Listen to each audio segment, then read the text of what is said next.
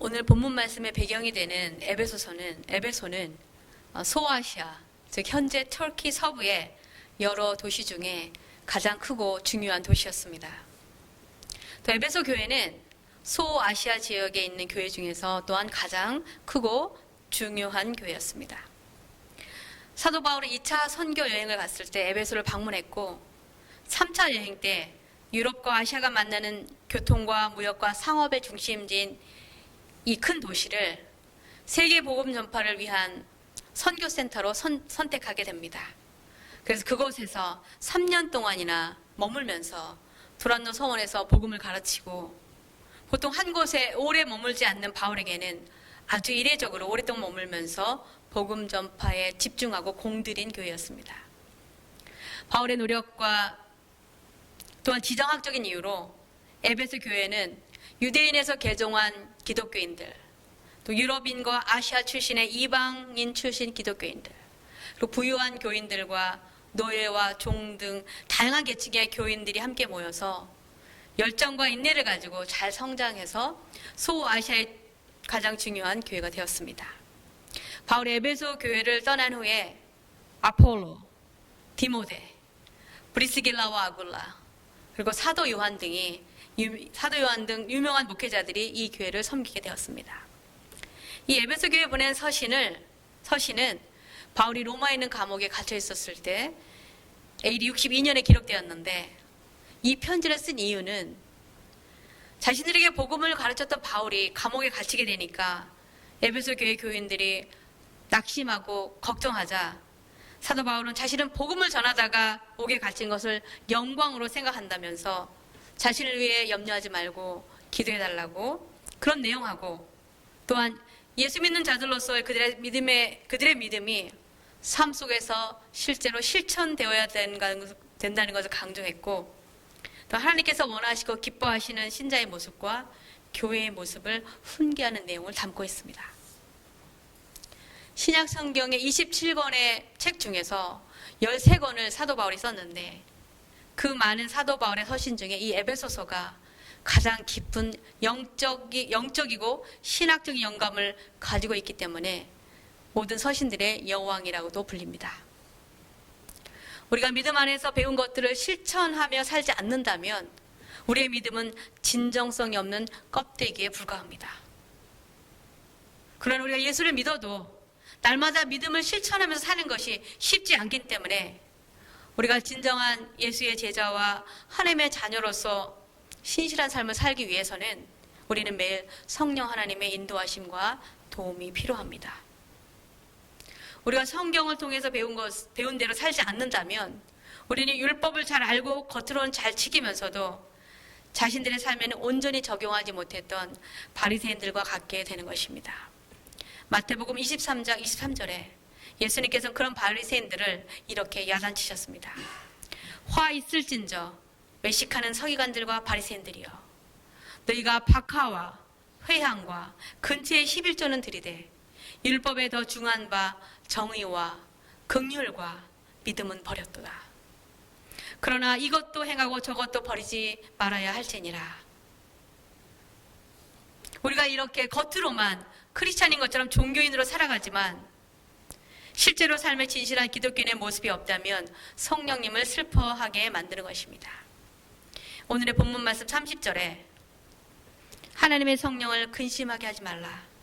그 안에서 너희가 구원의 날까지 인치심을 받았느니라 라는 말씀에서 우리는 성령님께서 우리의 삶을 우리가 온전히 구원받는 날까지 인도해 주시는 분이심을 알 수 있습니다.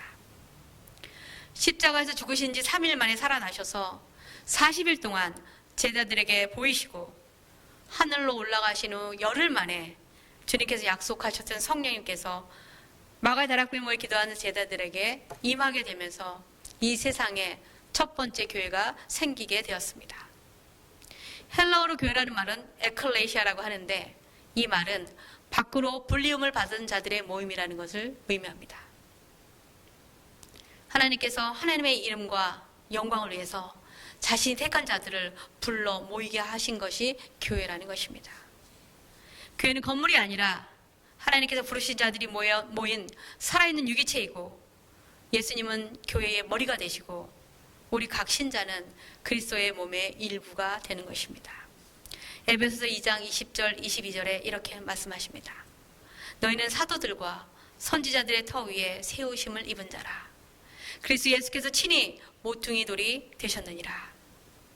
그의 안에서 건물마다 서로 연결하여 주 안에서 성전이 되어가고 너희도 성령 안에서 하나님이 거하실 처소가 되기 위하여 그리스도 예수 안에서 함께 지어져 가느니라.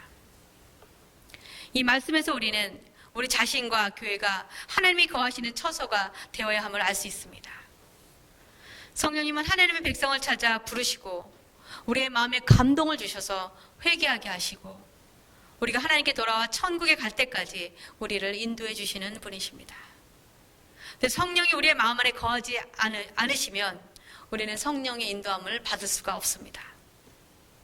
오늘 우리는 언제 우리가 성령을 근심하게 하는지 살펴보고 성령님을 한탄하게 하지 않는 삶을 살게 되기를 원합니다. 무엇보다도 우리가 성령의 인도하심에 불순종하게 되면 성령님을 근심하게 만듭니다. 우리가 예수 믿는 사람으로서 어떻게 살아야 하는지 하나님의 말씀을 배우고 들어서 알지만 우리는 자주 성령님의 인도하심에 순종하지 않고 우리가 더 원하는 대로 우리에게 더 유익이 되는 대로 그리고 우리의 더 편한 대로 살아갑니다. 이런 모습을 그리스어로 안티피토라고 하는데 이 뜻은 반대하다, 불순종, 거부하거나 저항하는 것을 의미합니다. 사도행전 7장 51절 53절에 불순종에 관해 이렇게 말씀하고 있습니다. 목이 곧고 마음과 귀에 할례를 받지 못한 사람들아, 너희도 너희 조상과 같이 항상 성령을 거스르는도다. 너희 조상들이 선제들 중에 누구를 박해하지 아니하였느냐? 의인이 오시리라 예고한 자들을 그들이 죽였고 이제 너희는 그 의인을 잡아준 자여 살인한 자가 되나니 너희는 천사가 전한 율법을 받고도 지키지 아니하였도다 하니라. 자신들이 하나님께로부터 선택받은 백성이라고 자신했던 이스라엘 백성들은 대부분의 그들의 역사 속에서 하나님의 말씀에 순종하지 않았기 때문에 그 불순종의 결과로 그들은 하나님의 심판을 받아서 하나님이 주신 약속의 땅에서 쫓겨나 바벨론으로 추방돼서 수십 년간 살아야 했습니다. 1세기의 많은 유대인들 역시 천국 복음과 예수님의 메시아라는 사실에 불복종하고 예수님 말씀에 저항하고 예수님과 많은 그리스도인들을 핍박하고 죽였습니다. 예수님의 제자들과 사도 바울이 복음을 전하는 곳마다 많은 유대인들이 항상 집요하게 따라다니면서 복음에 불순종하고 복음 전파를 방해했습니다. 지금도 성령의 역사를 부인하는 사람들이 많이 있습니다. 삼위일체 하나님을 지식으로 이해하는 신학자들과 목회자들이 많이 있습니다. 그들은 자유주의 신학과 인본주의 신학의 관점으로 성경을 해석하기 때문에 성령의 역사를 잘 받아들이지 않습니다. 과학적으로 어떻게 물이 변해서 포도주가 될 수 있으며 눈먼 자가 어떻게 갑자기 진흥을 발랐다고 해서 보게 될 수 있으며 의학적으로 죽은 사람이 어떻게 무덤에서 다시 살아날 수가 있는가? 이것은 인간의 상식이나 과학적으로 도저히 증명될 수 없기 때문에 유명한 실존주의 신학자 중 하나인 루돌프 불트만이라는 신학자는 성경 속에서 모든 신화적인 요소를 제거해야 된다고 말했습니다. 또 어떤 목회자들은 성령이 1세기에는 왕성하게 활동했을지 모르지만 지금은 더 이상 그때처럼 성령이 역사하지 않는다고 주장하기도 합니다. 그러나 이런 모든 주장들은 성령의 역사를 부정하고 불순종하는 것입니다. 성령님은 지금도 살아서 역사하시고 예수를 믿는 우리들을 놀라운 방법으로 믿음의 길로 인도하여 주시기 때문에 그렇습니다. 미국의 제2차 대각성 운동을 일으켰던 찰스 G. 피니는 원래 변호사였습니다. 그런 성령의 역사하심을 경험하고 로마서를 연구하면서 그의 일생이 변했습니다. 성령이 자신에게 임했던 순간을 이렇게 증언하고 있습니다. 그때는 마치 전기 같은 것이 내 온몸을 관통하는 것처럼 느꼈습니다. 그리고 사랑의 물 같은 파도처럼 사랑의 물 같은 액체 같은 것이 내 몸으로 파도처럼 밀려드는 것처럼 느꼈습니다. 그것은 마치 하나님의 숨결과도 같았습니다. 너무나 큰 파도가 밀려오는 것 같아서 주여 더 이상 참을 수가 없습니다. 이제 그만 주시옵소서라고 외쳤다고 합니다. 피니는 성령의 충만을 경험했고 성령님이 강권적으로 역사하시고 권능을 베풀어 주시는 것을 체험했습니다.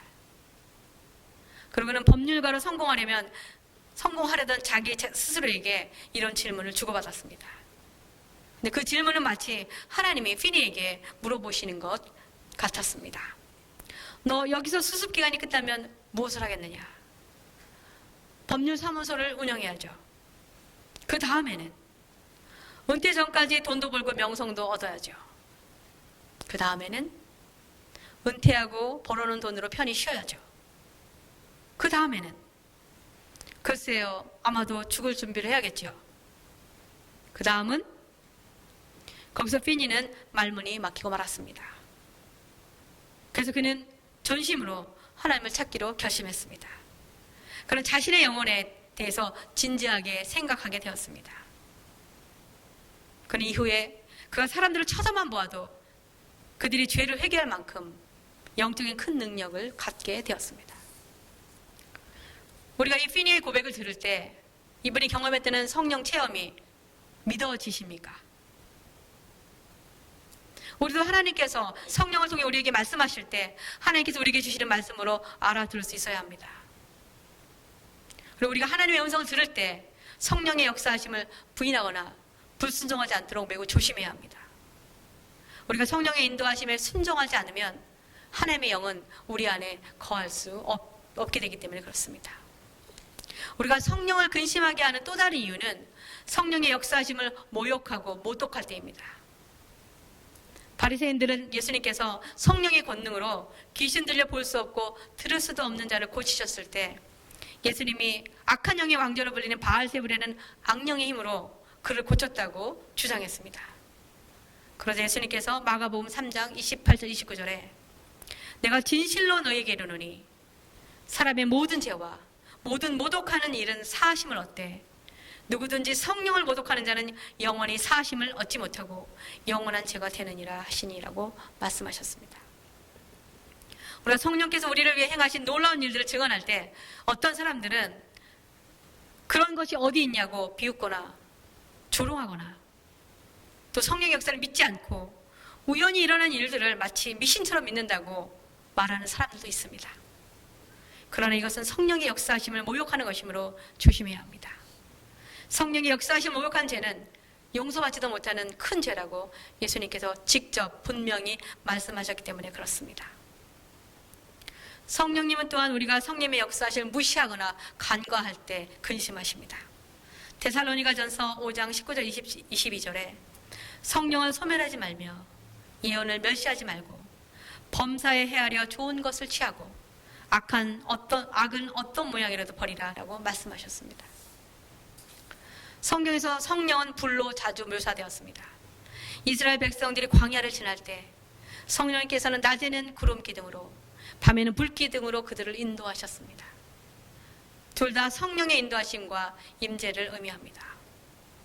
하나님께서 모세에게 하나님께 제사 드리는 성막을 지으라고 명하셨을 때 성막 안 등잔의 등불은 꺼트려서는 안 되고 항상 켜져 있어야 한다고 말씀하셨습니다.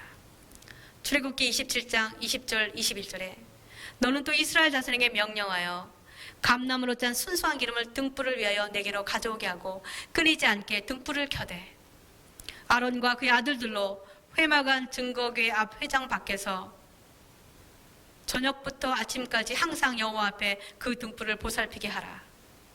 이는 이스라엘 자손이 대대로 지킬 규례이니라. 이 말씀처럼 등잔의 불은 성령님의 임재를 의미하기 때문에 꺼트려서는 안 된다는 것입니다. 예수님께서 하늘로 승천하신 후에 성령이 마가다락방에 임하실 때도 강한 바람과 불의 혀같이 임하셨음을 우리는 알고 있습니다. 고린도교의 성도들은 영적 은사를 경쟁하듯이 자랑했기 때문에 바울은 그들에게 영적인 은사를 절제할 것을 요청했지만 데살로니가 교회에 있는 성도들은 성령의 역사하심을 소멸했기 때문에 소홀히 생각하고 제지했기 때문에 바울은 그들에게 성령을 소멸하지 말라고 권고한 것입니다. 우리는 성령의 역사하심에 주의를 기울이지 못하고 둔감해서 성령의 일하심을 깨닫지 못하면 성령의 역사하심을 놓치고 또한 알고도 간과할 수밖에 없습니다. 미국의 유명한 복음주의 기독교 지도자 중 한 분인 에이든 윌슨 토저란 분은 목사님이자 설교자 그리고 많은 책을 저술한 저자였습니다. 그분은 어려서 너무 가난했기 때문에 고등학교와 대학에서 공부할 형편이 되지 못했습니다. 17살 때 타이어 공장에서 일하고 집으로 돌아가는 길에 길거리에서 한 목사님을 만나게 됩니다. 그 목사님은 그에게 당신이 어떻게 구원받아야 될지 잘 모른다면 하나님께 이렇게 단순하게 기도하십시오. 주님, 저를 긍휼히 여겨주소서. 그날 그는 집에 와서 다락방에 올라가 목사님이 말씀하신 대로 주여 저를 긍휼히 여겨주소서 기도할 때에 성령의 역사하심으로 믿음을 갖게 되었습니다. 그 이후 5년 만에 그는 평신도 목회자가 되어서 미국과 캐나다에서 44년 동안 목회자로 일하면서 많은 그리스도인들이 세속적인 세상의 가치와 타협하는 것을 발견하고는 하나님을 추구하는 삶을 살아야 한다고 그의 설교와 저서에서 강조했습니다.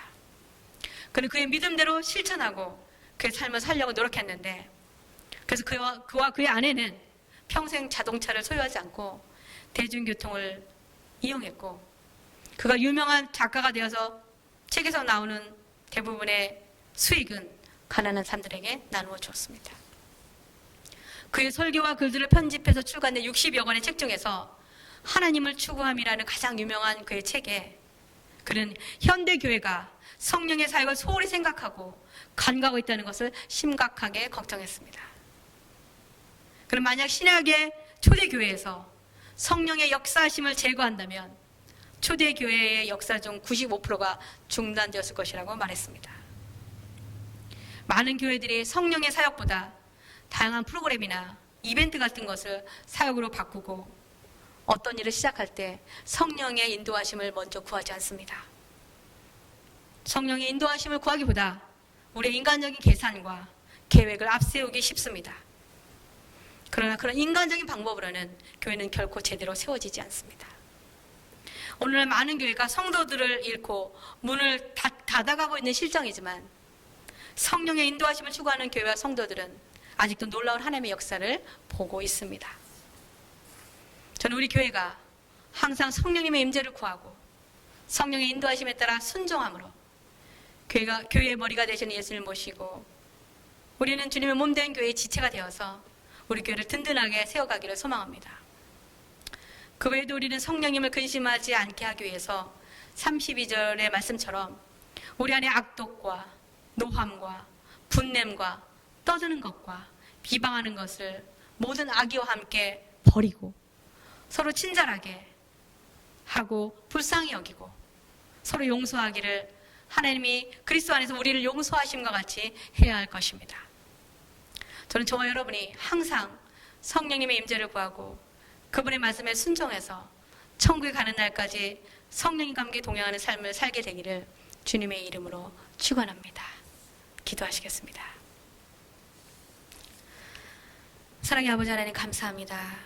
저희들을 믿음의 길로 인도하여 주시기 위해서 성령님을 보내주셔 또한 감사합니다. 매일의 삶 속에 우리가 배운 말씀들을 실천하고 살아가게 하시고 성령님의 인도하심을 구하며 성령의 역사하심에 순종하고 성령을 기쁘시게 하는 삶을 살아가게 되기를 예수 그리스도의 이름으로 간구하며 기도합니다. 아멘.